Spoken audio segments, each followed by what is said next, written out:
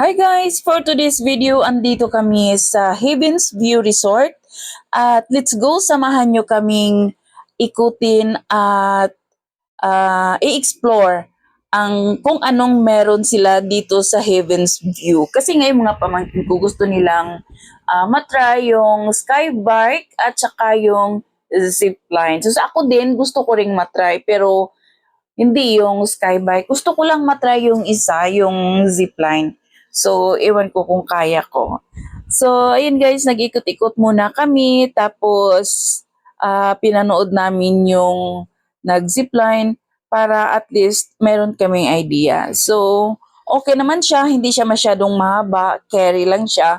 Kaya pumunta na kami para mag-zipline. So, maganda yung view nila guys. Marami silang mga villa, pwede kayong mag-overnight.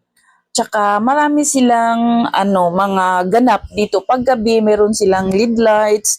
Tsaka meron pa marami pang iba. Din meron silang swimming pool, meron din silang mga spa, may massage, ganun. So maraming ganap dito guys. At may enjoy mo talaga yung mga bulaklak.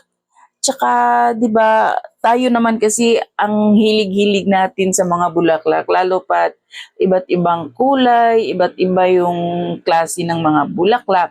So, yan nag-ikot-ikot kami din.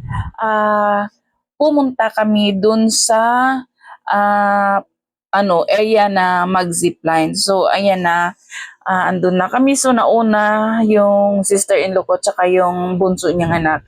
Then kami naman at saka ni Jacqueline. So, ayan, kinakabahan ako nung una kasi syempre first time kong nakaranas ng zipline.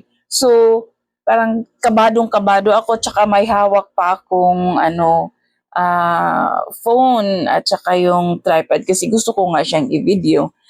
So, ayan, sabi naman nung tao, sabi niya, hindi daw nakakatakot. So, ayan na siya guys, nag-zipline kami. And then, okay lang siya, carry lang talaga siya, hindi ako natatakot. So, next time na babalik dito, ang itatry ko naman ay yung sky bike. So, hindi, okay lang talaga siya kasi nga, hindi siya masyadong malayo.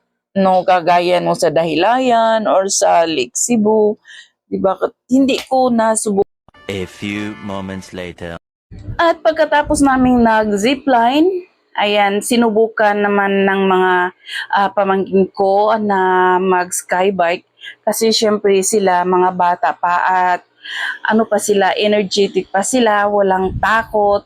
'Di ba? Ganyan naman tayo ng mga kabataan natin. Basta mayroong mga ganap, go tayo. Pero kasi nga kapag nagkaedad ka, nandiyan na yung takot. So ako, takot ako kasi sabi ko, parang natatakot akong mag-skybike. Pero sabi nila, okay lang daw.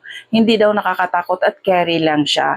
So nung natapos na silang nag-skybike, ayan, nag-ikot-ikot kami dito na part, nag-picture-picture kami. So, inikot namin.